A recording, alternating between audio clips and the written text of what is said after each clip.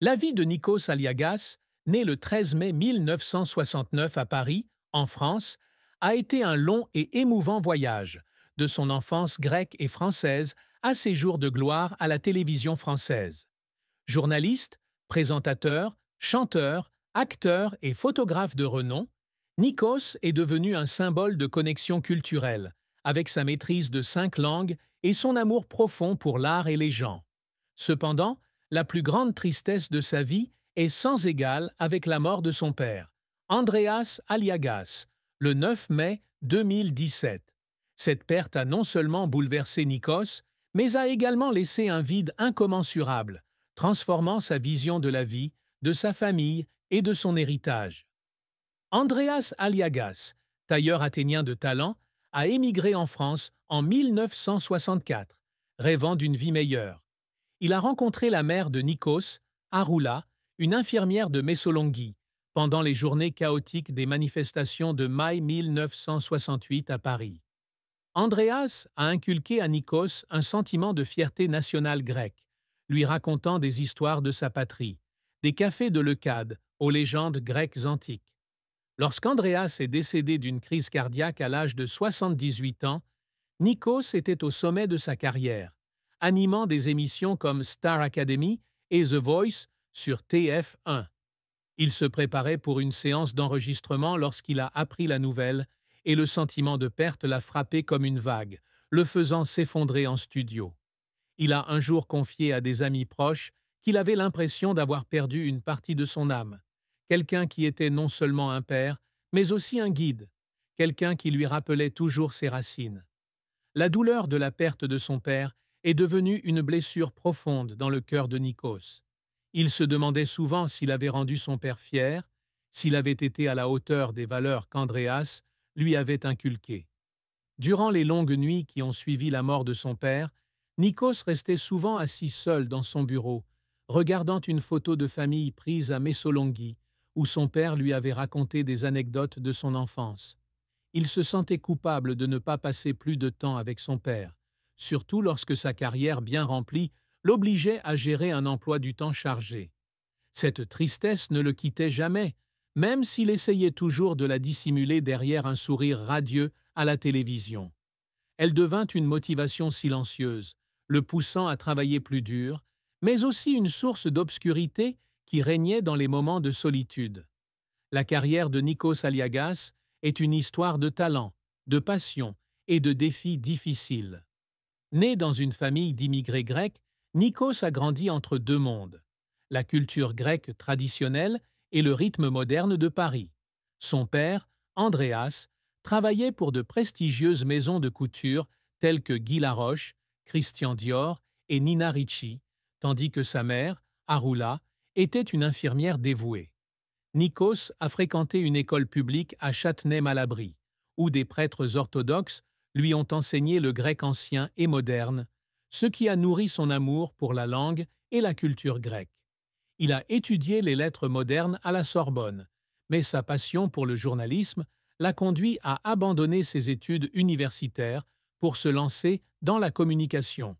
En 1988, à l'âge de 19 ans, Nikos a commencé à travailler à Radio France Internationale, où il a perfectionné ses compétences en communication et développé un style de présentation naturel.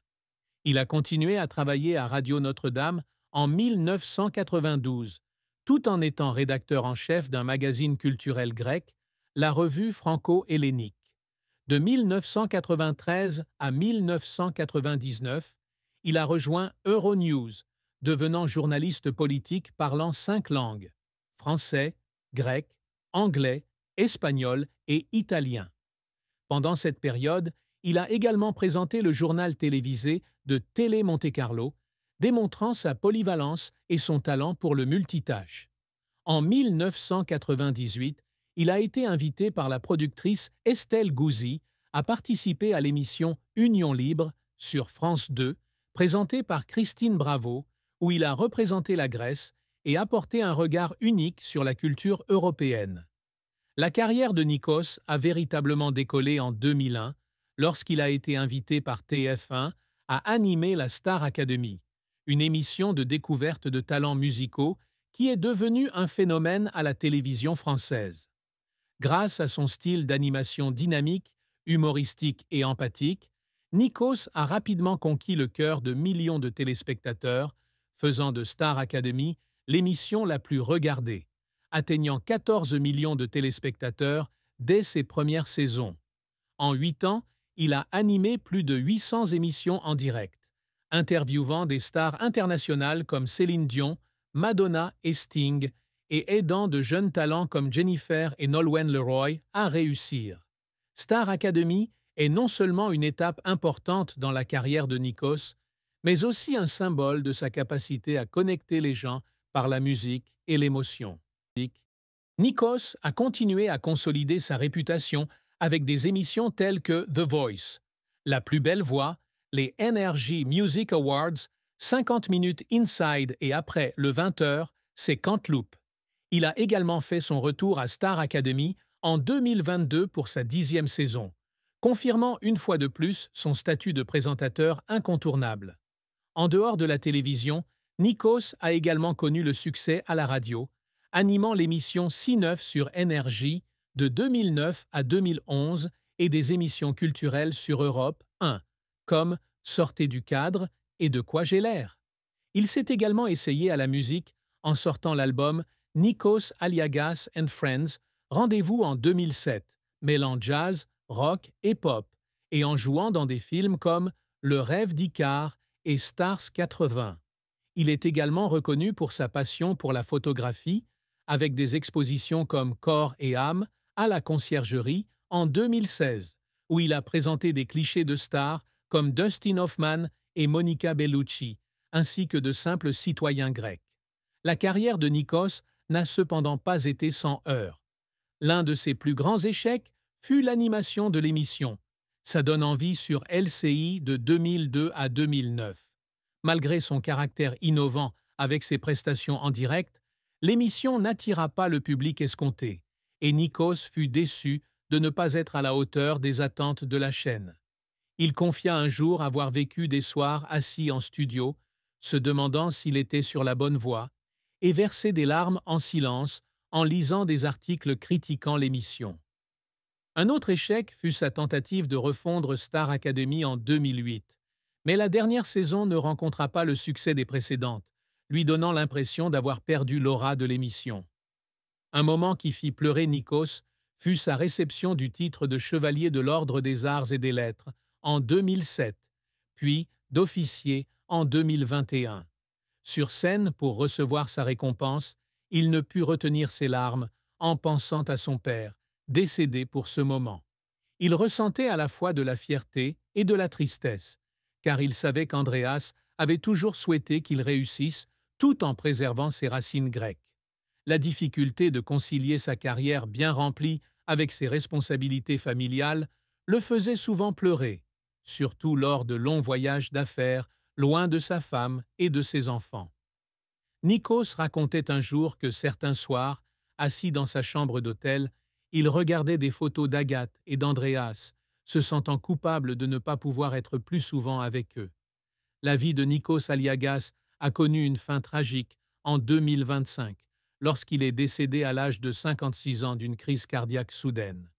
Un matin d'automne, alors qu'il préparait l'enregistrement de The Voice à Paris, Nikos Aliagas s'est effondré dans les studios de TF1.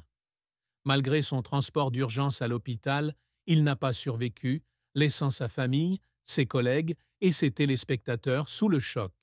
Sa disparition a été une immense perte pour l'industrie audiovisuelle française, où il était perçu comme un symbole de connexion et de créativité. La nouvelle de son décès s'est rapidement répandue. Des millions de personnes exprimant leurs condoléances sur les réseaux sociaux.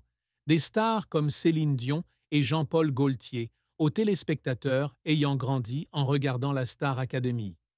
L'amour et le mariage de Nikos Aliagas ont joué un rôle important dans sa vie, lui apportant bonheur et défis. Il a rencontré Tina Grigoriou, une psychologue d'origine grecque vivant à Londres, en 1985. Leur relation s'est développée au fil des ans, surmontant la distance et des emplois du temps chargés. Ils ont accueilli leur première fille, Agathe, le 29 novembre 2012, et leur fils, Andreas, le 5 octobre 2016. Nikos et Tina ne sont pas officiellement mariés, mais leur relation durable est fondée sur un profond respect et un amour profond. Nikos raconte souvent comment Tina lui apporte un équilibre, l'aidant à garder les pieds sur terre pendant les périodes stressantes de sa carrière. Les premières années de sa relation avec Tina ont été les plus heureuses pour Nikos. Il appréciait les moments simples passés en famille, comme emmener Agathe à Disneyland Paris ou raconter des histoires de Grèce à Andreas. Cependant, la vie trépidante d'un présentateur de renom a créé des tensions dans leur relation. Nikos a un jour admis que Tina se sentait parfois seule, car il devait souvent travailler loin de chez lui. Les voyages d'affaires à Athènes ou les longues séances de tournage lui laissaient peu de temps pour sa famille, ce qui le culpabilisait. L'une des principales souffrances de sa vie amoureuse était le sentiment de ne pas pouvoir être le père et le partenaire parfait qu'il souhaitait être. Avant Tina, Nikos avait entretenu une relation avec l'actrice Alexandra Kazan, célèbre personnalité de la télévision française. Cette relation, bien que de courte durée, lui a laissé des leçons d'amour et de sacrifice. Après sa rupture, Nikos a regretté de ne pas avoir réussi à concilier carrière et amour